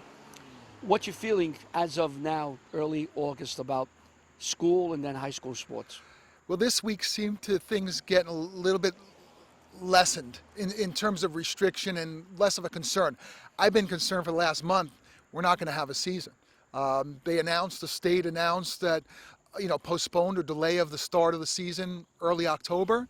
But now, all of a sudden, now you're hearing more about school opening. My concern was schools had to open in order for the sports to play. So what they're talking about, they're going to have like a hybrid school season or school sessions where kids are in part-time and home. So it looks right now, unless we have some major issue, looks like right now things are heading in the right direction. We will have a fall season, and we get excited for that because we love football.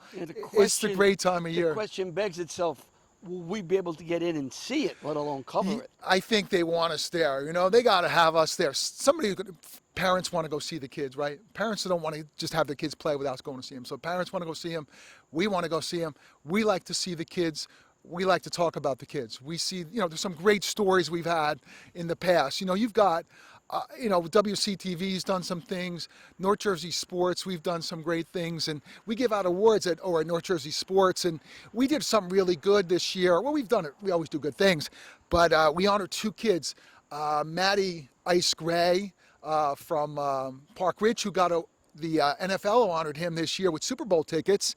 And we named him Manager of the Year, Co-Manager of the Year with Tyler Bannis from Lyndhurst. Two really good kids that really do a lot for the program. They're team managers and they motivate the kids. The kids really rally around those two kids. Maddie is now graduated and still involved with the program. He actually played and scored a touchdown for this team there a couple years ago.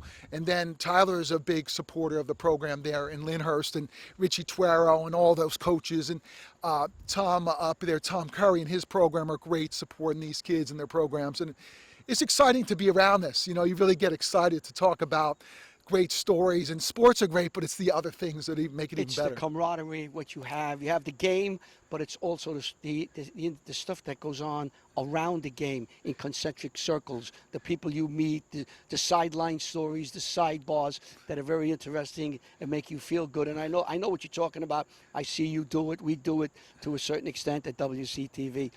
Let's see. We got a long way to go. Let's see what this virus does. Maybe there's some therapeutics. Maybe there'll be a vaccine. I know they've cut the number of games down. I was up at Don Bosco 2 weeks ago with John Francola. We got a tour. We spoke to Coach Danny Sabella. Him, like the rest of the coaches all over New Jersey, are working very hard. They have certain guidelines they got to follow. They're following them. And I think keep these guidelines going, maybe they can get the game in. We'll see. Right. We hope for the best. Hey, there's a really big game. I was talking to Bobby Maines today at Westwood. Ramsey is coming down, the Rams of Ramsey, who are now coached by our friend Adam Biera from, he now, was at Hasbrook Heights for a number of years, very successful there. Right. He's up at Ramsey, and I'm sure he's excited to get out there and take the field and do very well with the Rams, and they're going to be playing here in Westwood. Right. Thank you very much. It was very nice of you, a WCTV contributor. Thank you. Right. Bob, this is the great Brian Carr. And we thought about having someone from the arts, and we have Brianna Musco, who had some songs that we had on our bulletin board, and we thought about inviting her, and she graciously said yes, and here she is, Brianna Musco. Let me start from the beginning. How did you get into the music? When did it start for you being so interested in music? When I was, I think, 6 years old, my uncle Vinny has a studio in Westwood where they teach guitar, piano, everything. And so because he taught guitar, I wanted to be just like him. Free lessons go a long way. So when I was 6 years old, I started guitar lessons. Kind of walked away for a little bit to do the sports route, and then came back probably my senior year of high school. I got pretty serious with music. Prior to, and I always use the date March 15th, that's in my head, may not be exact date when we closed down. Prior to March 15th, what were you doing in the music business? How were you moving along? What was your process? So March 15th, we had just gotten back from Europe. We were singing shows in underground bars, street performing, making so many awesome new connections and friends and fans.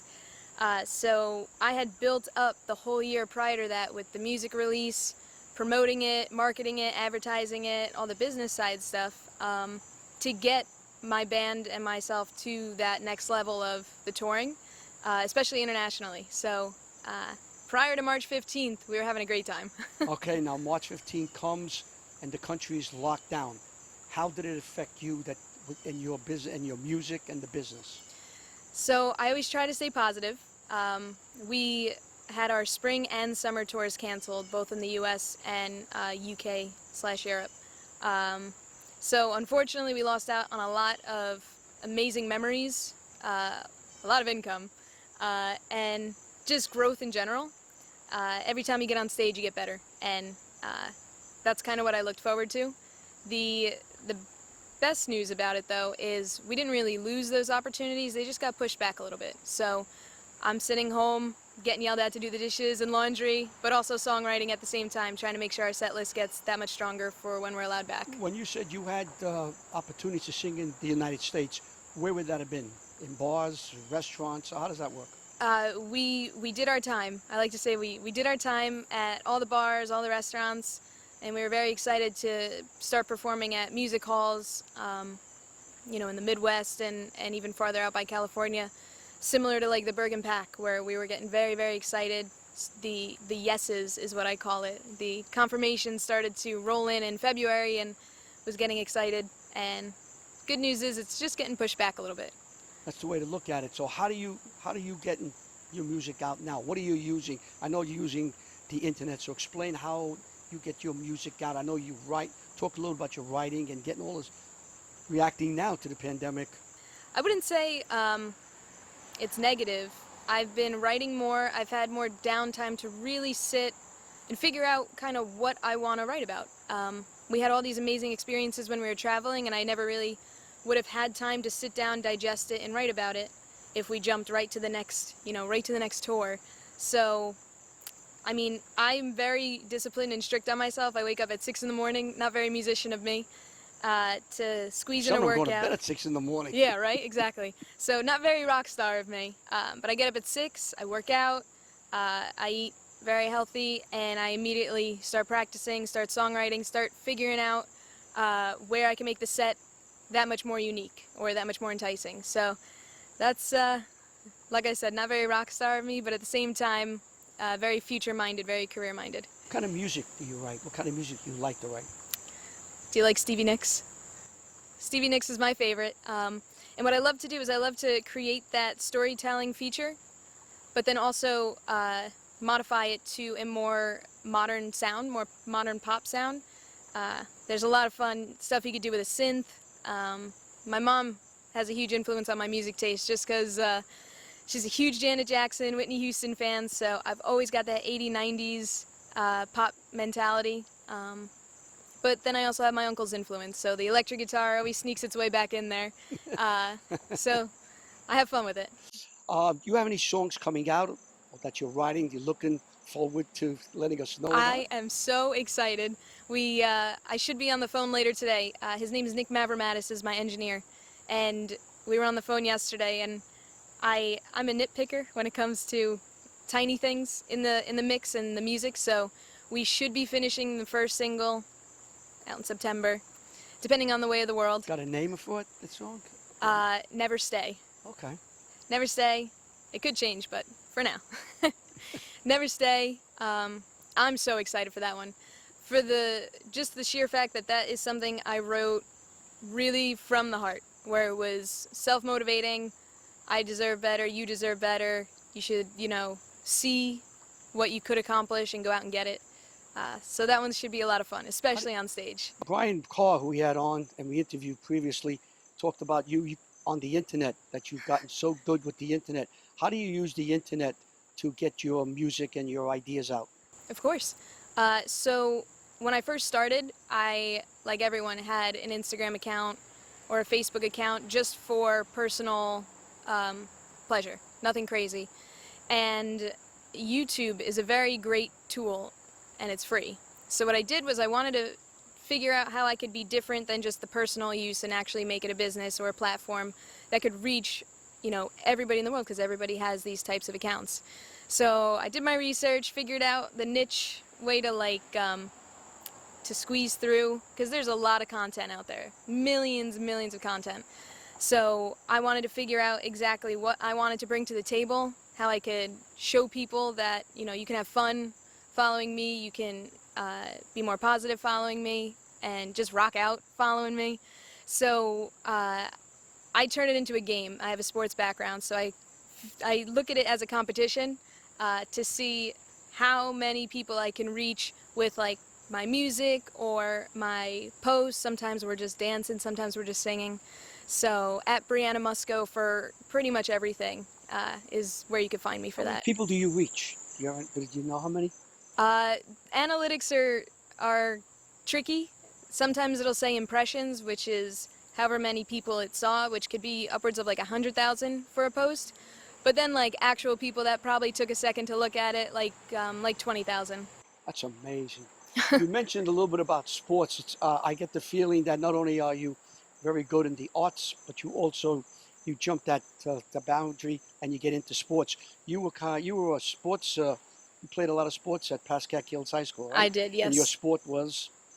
My main sport was soccer, but I played soccer, basketball, and softball. So how did you do? Which one did you like the most? Depends what season we were in. So you liked them all? Loved them all. Yep. Liked them all. How'd you do with soccer? Did you get any awards or anything for one of the sports? Soccer we did really well. We were almost state champs. I still hold the record for most goals, but there's a girl that's probably going to get it this season. Fingers crossed we squeeze that season in. So I'm rooting for her. So right now you hold the record for the most soccer goals in a season, or for 4 years? Both currently, but So she's gonna break it. We're good. You are a pretty good. Not only a great musician, you're a pretty good soccer player. I mean, you're playing this down, but I know where you're going. This is pretty good. Thank you. You're both in, like I said, arts and sports. You did very, very well. I want to thank you. Now, what we've asked you to do, and you were so gracious to say yes, we'd like you to sing a song for the end of our show. Mm-hmm. Do you have a song prepared for us today, or we have to wait for a week for you to get one started? Do you have something ready for us? I've got it ready, don't you worry. Can you tell us the name of the song and how you came about getting this song for us? Sure. This song is called Forever. It was the first song I ever finished.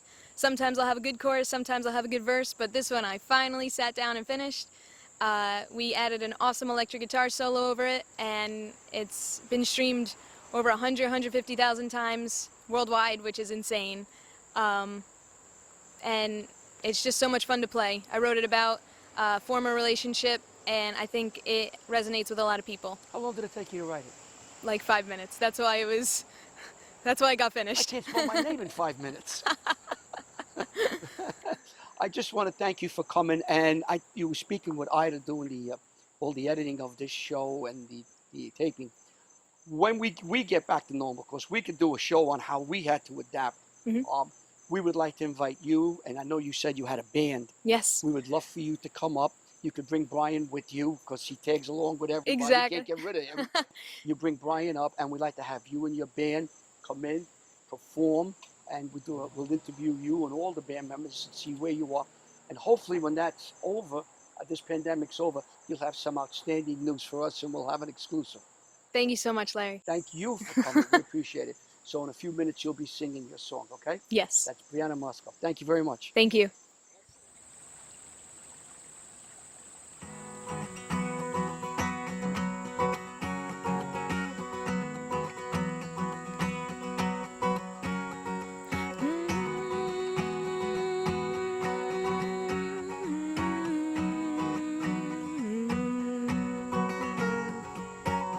We were young and you were always there.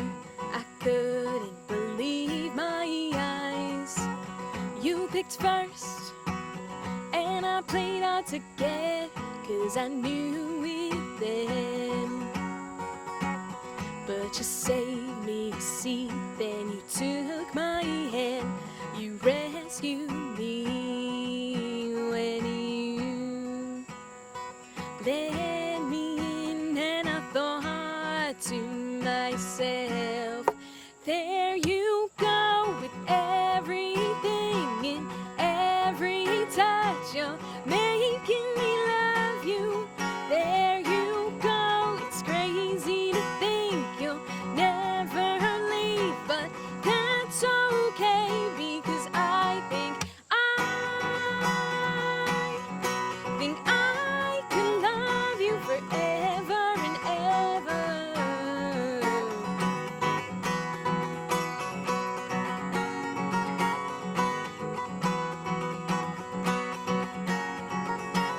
Losing time never let me go, and I'll never give up on you. Every time you know what to say when you hold me in your arms.